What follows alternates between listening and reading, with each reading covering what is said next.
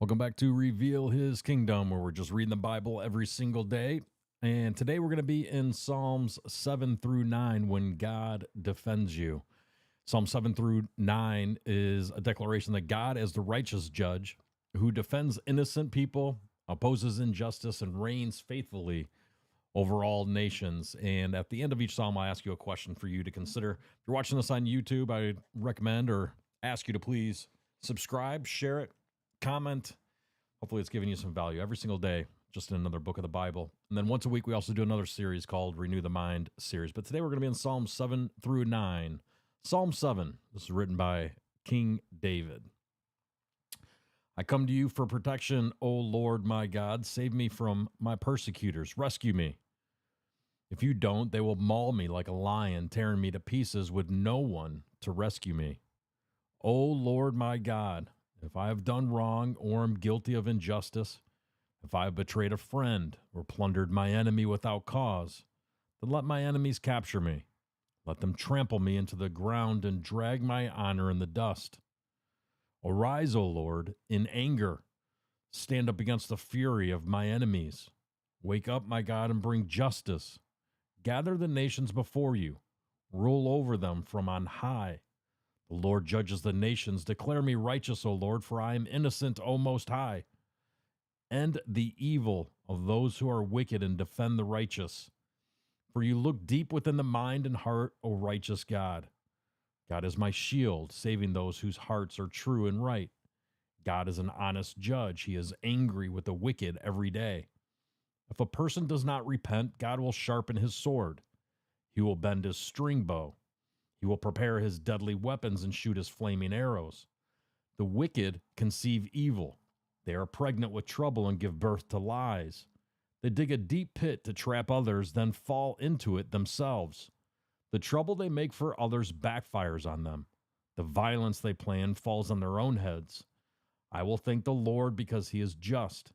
I will sing praise to the name of the Lord Most High. This is Psalm 7, and a question to consider after reading Psalm 7 is this: where do you need to trust God as your defender instead of trying to justify or protect yourself?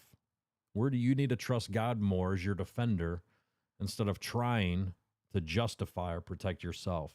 Now we're going to read Psalm 8. Psalm 8, O Lord, our God, your majestic name fills the earth. Your glory is higher than the heavens. You have taught children and infants to tell of your strength, silencing your enemies and all who oppose you.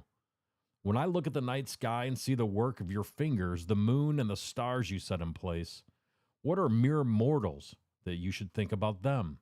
Human beings that you should care for them. Yet you made them only a little lower than God and crowned them with glory and honor. You gave them charge of everything you made, putting all things under their authority: the flocks and the herds and all the wild animals, the birds in the sky, the fish in the sea, and everything that swims the ocean currents. O Lord our God, your majestic name fills the earth. I think it's kind of amazing. It says when you look at the night sky, you can see the work of his fingers. You always need to look up to the sky. Thank God for what he's done. You are a living, breathing miracle. In Psalm 8, here's a question to consider. How does recognizing God's greatness, like the heavens and the stars and how he created you, how does recognizing God's greatness and your God-given value reshape how you see your purpose today? When you look at everything around you, from the stars to the heavens to the sun to the moon to the trees to the birds to the grass to yourself to human beings, how does recognizing God's greatness and your God-given value reshape how you see your purpose today? Because you do have a purpose and you are fearfully and wonderfully made. Last verse or last psalm for today, Psalm 9. I will praise you, Lord, with all my heart. I will tell of all the marvelous things you have done. I will be filled with joy because of you. I will sing praises to your name, O Most High. My enemies retreated, they staggered and died when you appeared, for you have judged in my favor. From your throne you have judged with fairness.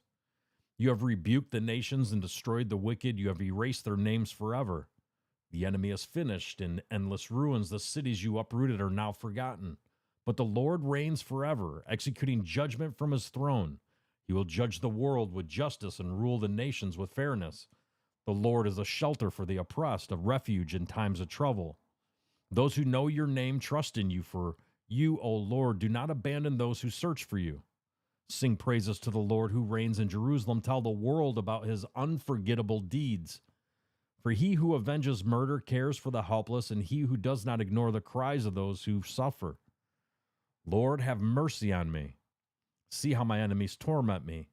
Snatch me back from the jaws of death. Save me so I can praise you publicly at Jerusalem's gates, so I can rejoice that you have rescued me.